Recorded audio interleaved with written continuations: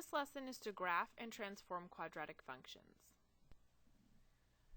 You saw in lesson 510 that the graphs of all linear functions are transformations of the linear parent function y equals x. The quadratic parent function is f of x equals x squared. The graph of all other quadratic functions are transformations of the graph f of x equals x squared. For the parent function f of x equals x squared, the axis of symmetry is x equals 0, or the y-axis, the vertex is 0, 0, and the function only has 1, 0, 0. The graph is shown to the right. You can see that the dotted green line is the axis of symmetry, the blue dot is the vertex 0, 0, and the function is graphed in red. Compare the coefficients in the following functions. F of x equals x squared, or 1x squared, g of x equals 1/2 x squared, and h of x equals negative 3x squared. If you wanted to write them in the complete form of f of x equals ax squared plus bx plus c, you could write f of x equals 1x squared plus 0x plus 0, g of x equals 1/2 x squared plus 0x plus 0, h of x equals negative 3x squared plus 0x plus 0. In the same column, you could put that b equals 0 and c equals 0 for all three functions. Different, the value of a in all three functions. Compare the graphs of the same functions. You can see graphed out in red, f of x equals x squared. That's the parent graph. G of x equals 1/2 x squared. You can see that that's graphed in green and is a wider graph. H of x equals negative 3x squared. You can see that one is in blue and narrower and also flipped to face downward because it became a negative a value. So in the same column, the axis of symmetry is the same for all three, x equals 0. The vertex for all of them is 0, 0, but the width of the parabolas is what is different. The value of a in a quadratic function determines not only the direction a parabola opens, but also the width of the parabola. The graph of f of x equals ax squared is narrower than the graph of f of x equals x squared if the absolute value of the a is greater than 1, and it's wider if the absolute value of the a is less than 1, or a fraction or decimal. If you compare the graphs of g of x and h of x with the graphs of f of x, 2 is greater than 1, so you can see the green graph is narrower than the parent graph, which is in red, and 1/4 is less than 1, or smaller, so it's a wider graph in blue than the parent graph in red. Order the functions from narrowest to widest. F of x equals 3x squared and g of x equals 0.5x squared. For the first step, you're going to find the absolute value of a for each function. For f of x, it's 3, and for g of x, it's 0.5. And then you're going to order the functions. The function with the narrowest graph has the greatest absolute value of a. So in order, f of x equals 3x squared would be narrower than g of x equals 0.5x squared. Order the functions from narrowest graph to the widest graph. F of x equals x squared, g of x equals 1/2 x squared, h of x equals negative 2x squared. Step 1, we find the absolute value of a for each function. So for f of x, it would be 1, g of x would be 1/2, and h of x would be 2. We need to order the functions. The function with the narrowest graph has the greatest value of a. So h of x equals negative 2x squared had the greatest value of the absolute value of a, which was 2. Next came f of x equals 1x squared, and then g of x equals 1/2 x squared was the widest graph, so that came last. Order the functions from narrowest graph to widest. F of x equals negative x squared, g of x equals 2/3 x squared. This one is for you to try, and then you can check back for your answer. Step 1, you should find the absolute value of a for each function. For f of x equals negative x squared, it's 1, and g of x equals 2/3 x squared, it's 2/3. Then we order the function. The function with the narrowest graph has the greatest value of the absolute value of a. So it's f of x equals negative x squared because its value was 1, and then after a wider graph is g of x equals 2/3 x squared. Order the functions from narrowest graph to widest. F of x equals negative 4x squared, g of x equals 6x squared, h of x equals 0.2x squared. This is another one for you to try, and then you can check back for your answer. Step 1, you need to find the absolute value of a for each function. So for f of x equals negative 4x squared, it would be 4, g of x would be 6, and h of x would be 0.2. Then we order the functions. The function with the narrowest graph has the greatest absolute value of a. So g of x equals 6x squared is the narrowest. Next would be f of x equals negative 4x squared. And then the widest would be h of x equals 0.2x squared.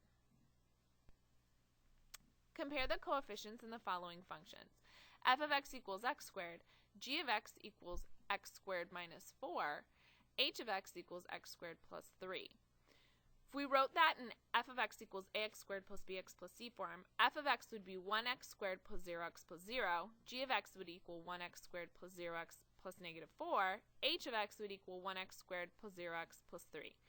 So they all had the same a value, which was 1, and they all had the same b value, which was 0, but in the different column, you could put that the value of c was different for all three functions. If you compare the graphs of those functions, the parent graph is in red, f of x equals x squared. G of x is in green, and you can see that that graph is lower, and h of x is in blue, and that graph is up higher. So still the same was the axis of symmetry, it's all x equals 0, and the width of the parabola is the same because they didn't have any difference in their a values, but the vertex is different. You can see based off the c value, it depends on where it's going to intercept the y-axis. The value of c makes these graphs look different. The value of c in a quadratic function determines not only the value of the y-intercept, but also a vertical translation of the graph f of x equals ax squared up or down the y-axis. The graph of the function f of x equals x squared plus c is the graph of the function f of x equals x squared translated vertically. If c is greater than 0 or a positive number, the graph of f of x equals x squared is translated up, however many c value would be, units.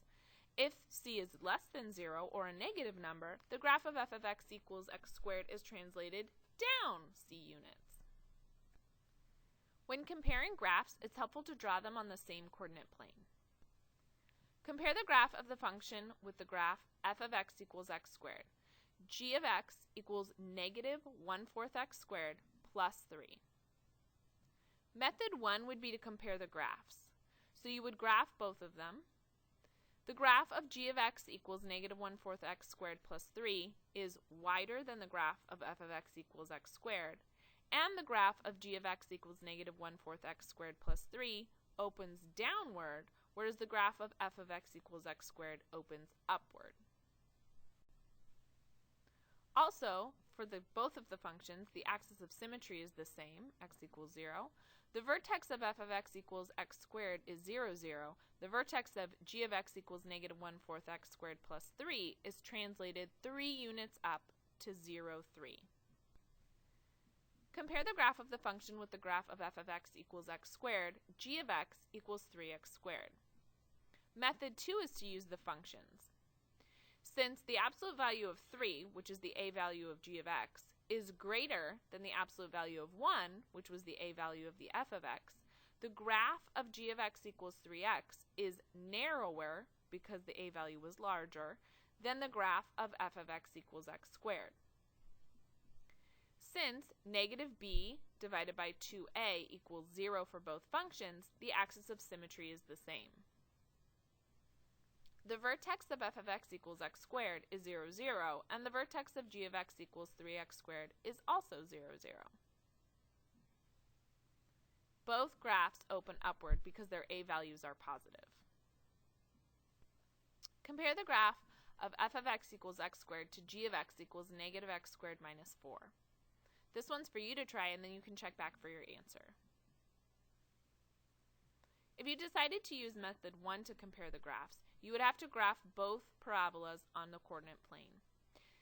The graph of g of x equals negative x squared minus 4 opens downward, and the graph of f of x equals x squared opens upward. The axis of symmetry is the same. For both parabolas, it's x equals 0.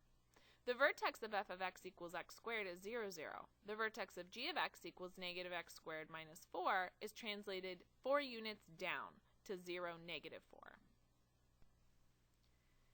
Compare the graph of the function of f of x equals x squared with g of x equals 3x squared plus 9. This is another one for you to try, and then you can check back for your answer. If you decided to use method 2, since the absolute value of 3, the a value of the g of x, is greater than the absolute value of 1, which is the a value of the f of x, the graph of g of x equals 3x squared plus 9 is narrower, because the a value is larger, than the graph of f of x equals x squared. Since negative 1 times b divided by 2a equals 0 for both functions, the axis of symmetry is the same. The vertex of f of x equals x squared is 0, 0. The vertex of g of x equals 3x squared plus 9 is translated 9 units up to 0, 9. Both graphs open upward because their a value is positive. Compare the graph of the function f of x equals x squared to g of x equals 1/2 x squared plus 2. This is another one for you to try, and then you can check back for your answer. If you use method 1 and decided to compare graphs, you would have to graph both on a coordinate plane.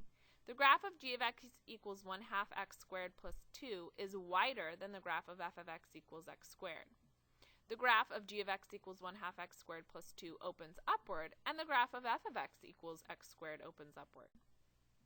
The axis of symmetry is the same for both, x equals 0, and the vertex of f of x equals x squared is 0, 0. The vertex of g of x equals 1/2 x squared plus 2 is translated 2 units up to 0, 2.